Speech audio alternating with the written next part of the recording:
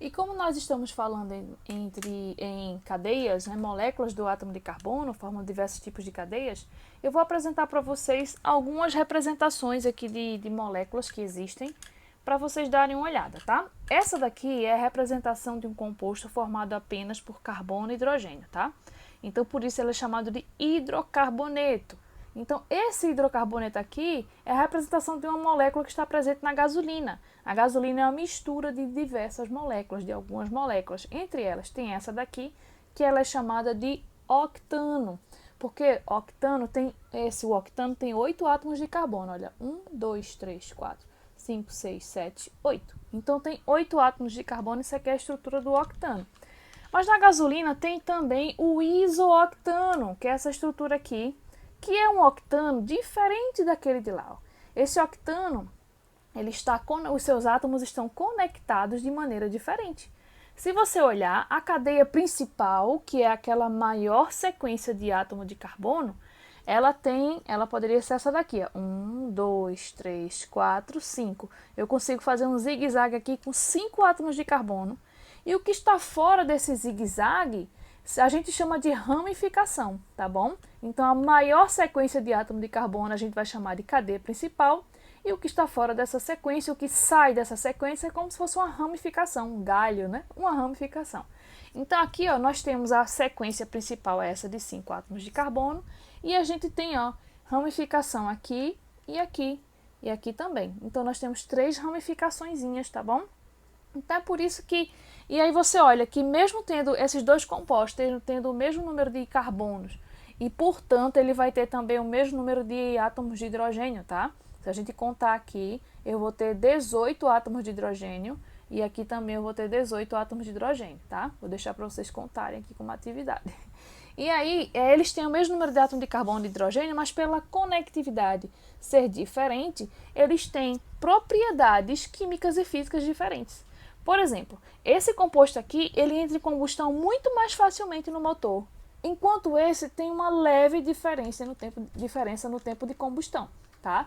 E a gente diz que ele é um controlador da autodetonação da gasolina. É por isso que é importante na gasolina ter a mistura dessas duas moléculas, tá bom? Então, olha a importância da gente entender que existem moléculas com estruturas, conectividades diferentes. Então, é necessário a gente classificar essas estruturas, essas conectividades. Então, essa cadeia aqui, que não tem ramificação alguma, eu vou chamá-la de cadeia, ela é classificada como cadeia normal. Já essa estrutura aqui, essa cadeia que tem ramificação, a gente diz que ela é ramificada, certo? Então, é simples, né? Normal, ramificada, tá bom? A gente tem também outro tipo de cadeia, outro tipo de conectividade, de organização dos átomos numa cadeia. Vamos dar uma olhadinha? As cadeias orgânicas, elas também podem se apresentar de uma outra forma. Existem compostos que têm um outro tipo de organização. Por exemplo, nós vimos o primeiro composto que tem essa estrutura aqui, parece um zigue-zague, né? Quando a gente olha para a sequência de átomos de carbono, né? Ela sempre vai com um zigue-zague assim, porque tá aqui nesse caso a representação está obedecendo à geometria tetraédrica do átomo de carbono. Então, quando eu organizo dessa maneira, eu vejo como se fosse um zigue-zague, tá bom? Mas essa molécula aqui, ela fica se contorcendo o tempo todo, gente, por causa do calor, a energia, né, em que ela está, o ambiente que está inserido, né? Os átomos não param de vibrar, então há sempre movimentos o tempo todo, tá? Mas olha só, a gente vai observar essa molécula aqui, ela tem essa estrutura e a gente diz que as pontas delas estão bem separadinhas umas das outras, mesmo que se aproximem, mas elas estão separadas. Só que a gente pode ter uma outra molécula com essa mesma quantidade de átomo de carbono, ou diferente mesmo, essa não é a questão, mas é que a molécula ela pode se apresentar dessa maneira. Ao invés dela se apresentar assim, tá vendo? As duas extremidades, elas se conectam, ou seja, esse átomo de carbono aqui vai se conectar a este átomo de carbono. Então, o primeiro se conectando com o último, isso faz com que a molécula tenha essa estrutura cíclica. Então, é por isso que a gente precisa também compreender esse tipo de forma e classificar a cadeia aqui como aberta, ou ela pode ser fechada, pode ser aberta, ou ela pode ser fechada ou cíclica, tá? Uma das duas terminologias está correta, tá bom? Então, dessa forma, a gente pode diferenciar uma cadeia principal dessa maneira. Ou ela pode ser aberta ou cíclica.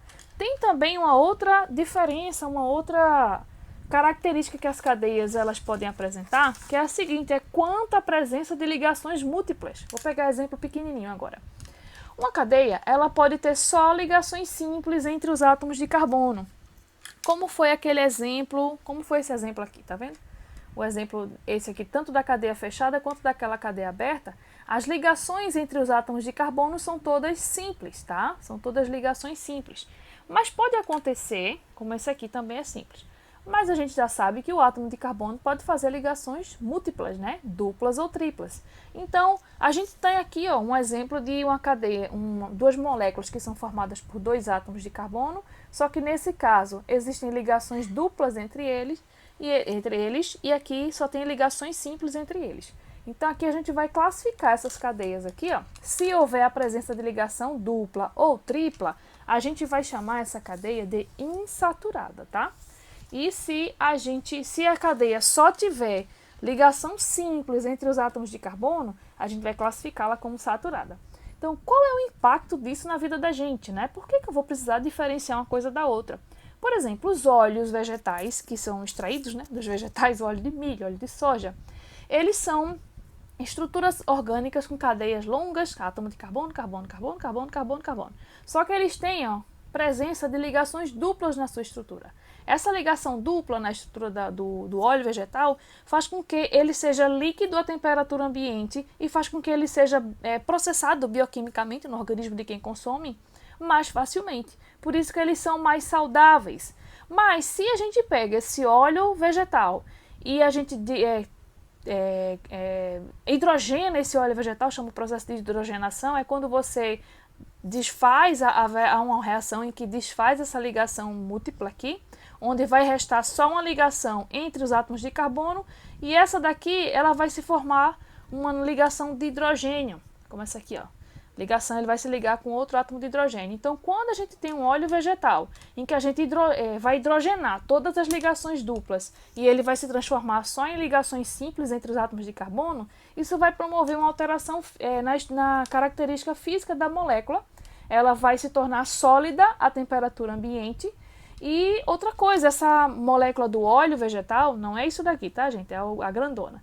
Nessa molécula de óleo vegetal, ela não vai ser bem processada, né, pelo organismo, não vai ser bem digerida, quebrada as suas moléculas, né, pelo processo bioquímico, e aí ele pode promover o acúmulo, está associado ao acúmulo de gorduras, né, de colesterol no sangue, né, nas artérias, e por isso causa aqueles problemas de arteriosclerose, problemas do coração, tá? Então, olha, a presença de uma ligação dupla faz toda a diferença num alimento, na alimentação.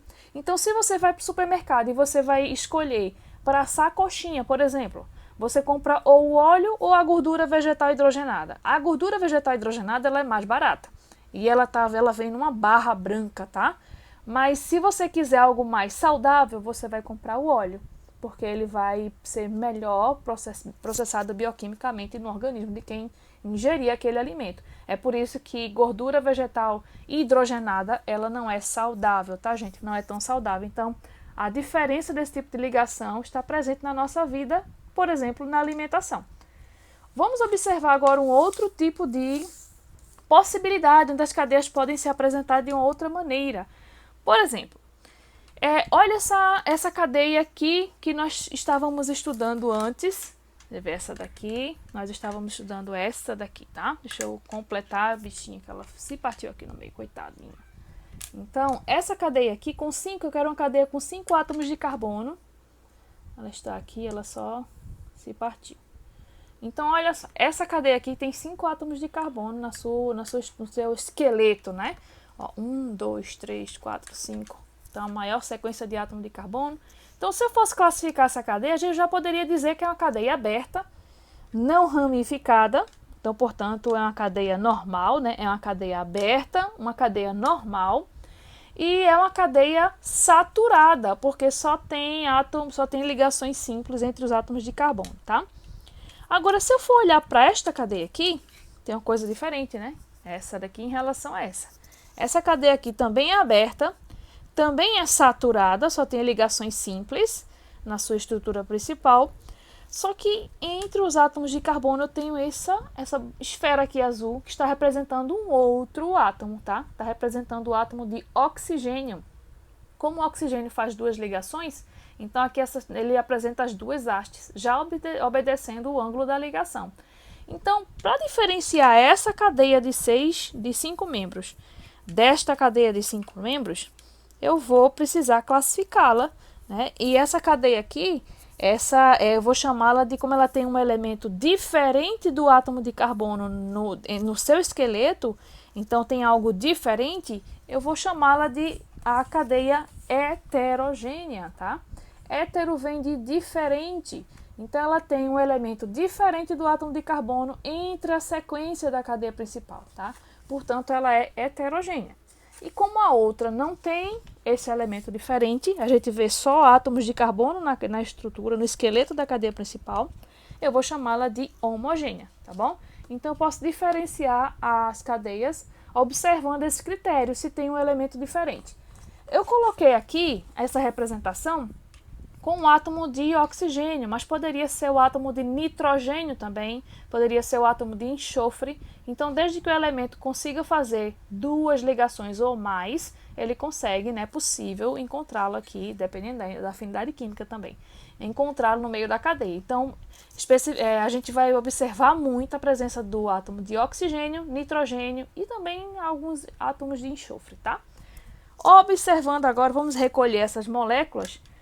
Tem também um outro critério que a gente pode observar. Olha só, uma cadeia, ela pode ser cíclica. Um outro critério não é algo que a gente já viu, né, sobre a questão de classificação.